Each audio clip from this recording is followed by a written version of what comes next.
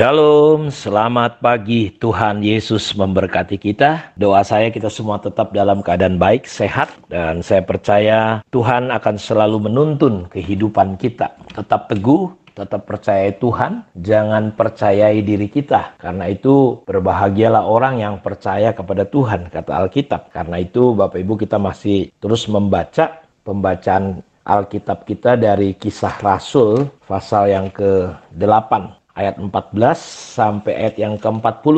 Dan kitab Mazmur pasal 130 ayat 1 sampai 8. Dan kitab Amsal pasal 17 ayat 2 sampai ayat yang ketiga. Kita sedang belajar bagaimana kita bisa menjadi influencer. Karena topik besar kita adalah menjadi pemberi pengaruh yang benar. Karena Tuhan desain hidup kita di dalam diri kita itu adalah ada citra Allah. Ketika dia menciptakan manusia pertama, marilah kita menciptakan manusia menurut gambar dan rupa kita. Lalu Allah menciptakan manusia sesuai dengan gambarnya diciptakan manusia. Untuk apa? Beranak cucu, penuhi bumi, kuasai dan taklukkan bumi. Jadi kita didesain dari awal. Karena itu nggak salah kalau firman Tuhan berkata kita diangkat jadi kepala, bukan ekor. Maksudnya bukan jabatan, tapi hidup kita.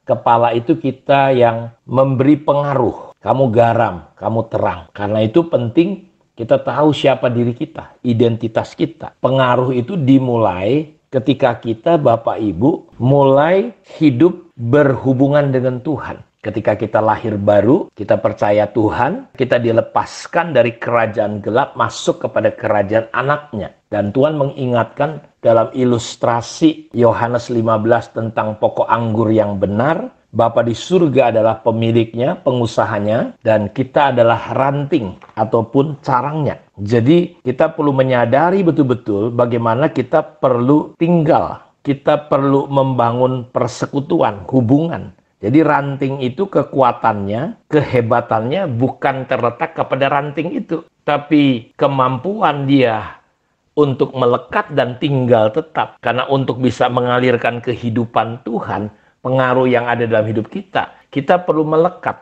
perlu tinggal, perlu nyantol, perlu nempel. Itu yang perlu kita lakukan. Sehingga kita akan berbuah banyak. Dan untuk berbuah banyak itu, yang pertama kita perlu tinggal. Yang kedua, Tuhan perlu membersihkan kita. Ada faktor-faktor dari luar untuk membersihkan hidup kita. Dari dalamnya, kita perlu membangun roh kita nempel dengan roh Tuhan. Nempel dengan pokok kekudusan. Dan saya percaya ketika saudara nempel sungguh-sungguh, nyantol sungguh-sungguh, otomatis saudara akan menerima aliran-aliran Tuhan dalam hidup saudara, sehingga ujungnya saudara pasti berbuah. Kalau di Matius 13 dan di ayat hafalan kita, bahwa firman Tuhan itu perlu disimpan dengan baik. Orang yang tanahnya subur, hatinya subur, adalah orang yang mendengar firman dan mengerti. Orang yang mendengar firman dan menyimpan firman. Kalau di sini kita menggunakan istilah tinggal. Tinggallah di dalam aku. Sebuah ranting tidak akan pernah bisa berbuah jikalau dia tidak melekat. Saya coba bacakan. Akulah pokok anggur yang benar dan Bapakku pengusahanya. Setiap ranting padaku yang tidak berbuah dipotongnya. Dan setiap ranting yang berbuah dibersihkannya supaya ia lebih banyak berbuah. Kamu memang sudah bersih karena firman yang telah kukatakan kepadamu. Tinggallah di dalam aku dan aku di dalam kamu. Tinggallah, garis bawahi kata tinggallah di dalam aku dan aku di dalam kamu. Sama seperti ranting, perhatikan. Tidak dapat berbuah dari dirinya sendiri. Jadi tidak akan pernah kita bisa menjadi terang, memberi pengaruh, memberi dampak dari diri kita sendiri. Satu-satunya cara ranting itu untuk bisa berbuah, dia nggak bisa berbuah dari dirinya. Kata berbuah itu adalah berdampak, berpengaruh. Yang perlu kita lakukan adalah tinggallah di dalam Tuhan. Dan Tuhan di dalam kita. Jadi kita tidak akan bisa berbuah dengan kemampuan, kehebatan kita. Kalau ia tidak tinggal pada pokok anggur, demikian juga kamu tidak berbuah. Jelas, tidak berbuah. Jikalau kamu tidak tinggal di dalam aku. Akulah pokok anggur, kamu rantingnya. Barang siapa tinggal di dalam aku, dan aku di dalam dia, ia berbuah banyak. Sebab di luar aku, kamu tidak dapat berbuat apa-apa. Jadi berulang-ulang di sini. Di luar Tuhan, kita nggak bisa berbuah. Jadi kita bukan hanya sekedar tinggal di dalam pelayanan, di dalam gereja, di dalam pemuritan. Ada orang aktif di pemuritan tapi nggak tinggal di dalam Tuhan. Makanya pemuritan jadi beban. Melayani Tuhan, dia tinggal pelayanan, tapi dia nggak tinggal dalam Tuhan. Akhirnya dia jadi depresi, jadi beban pelayanan. Dulu saya berpikir, kenapa ya saya melayani kok kehilangan banyak damai sejahtera. Saya nggak damai, saya nggak sejahtera, banyak konflik. Perasaan saya jadi nano-nano gara-gara pelayanan. Di mana salahnya? Coba saudara lihat, kita ngikut Tuhan kok semakin hari bukan semakin indah, semakin berbuah, semakin menikmati. Tetapi kok kita rasanya makin kering. Sehingga akhirnya kita mundur pelan-pelan. Udahlah aku mundur lah. Kita nggak mampu menanggung. Ya memang kalau ranting itu nggak melekat, Bapak Ibu, nggak tinggal. Dia kena angin kecil saja sudah terhempas. Namanya sudah kering kan. Sebenarnya dia sudah mati. Banyak orang kelihatan saja hidup tapi sudah mati. Seperti gereja di Sardis, hidup tapi mati. Kelihatannya bergerak, aktif, luar biasa. Tapi sudah mati. Kenapa? Karena tidak lagi ada hubungan. Tidak tinggal. Jadi di sini perhatikan.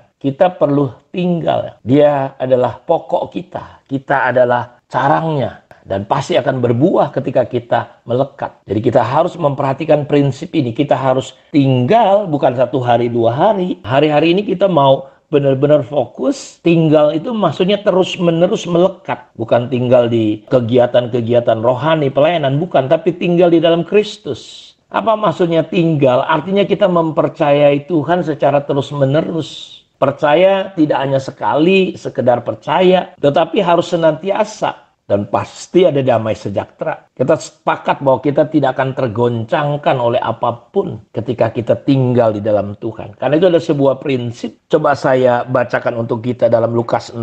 Ayat 46-49. Kenapa kamu berseru kepadaku Tuhan, Tuhan, padahal kamu tidak melakukan apa yang aku katakan? Setiap orang yang datang kepadaku dan mendengarkan perkataanku serta melakukannya, aku akan menyatakan kepadamu dengan siapa ia dapat disamakan. Ia sama dengan orang yang mendirikan rumah. Orang itu menggali dalam-dalam dan meletakkan dasarnya di atas batu. Ketika datang air banjir melanda rumah itu tidak dapat digoyahkan karena rumah itu kokoh dibangun. Jadi, saya percaya kita bukan sekedar ikut Tuhan, pemuritan, pelayanan, bukan. Tapi coba kita perhatikan, apakah kita benar-benar menjadi orang Kristen yang mendalam, berakar. Dan di sini dikatakan bahwa tinggal itu artinya kita perlu menjadi orang bijaksana di mana kita perlu menggali dalam-dalam. Karena itu nggak sekedar hanya mendengar saat teduh, enggak. Tapi kita perlu menggali terus. Karena ini butuh waktu. Sampai apa? Sampai ketemu batu.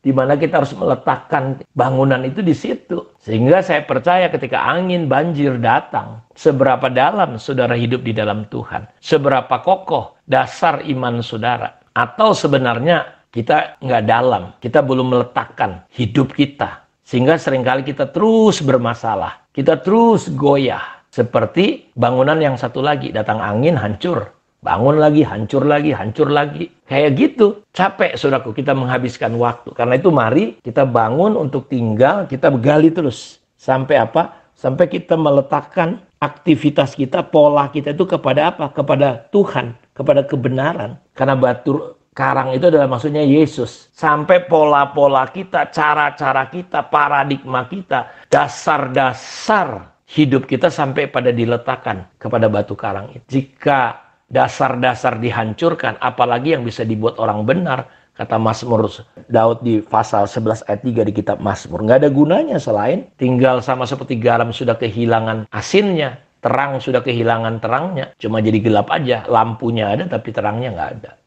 Mari kita akan terus bangun hidup kita, gali terus, tinggal tetap dalam Tuhan. Kiranya Tuhan berkati kita.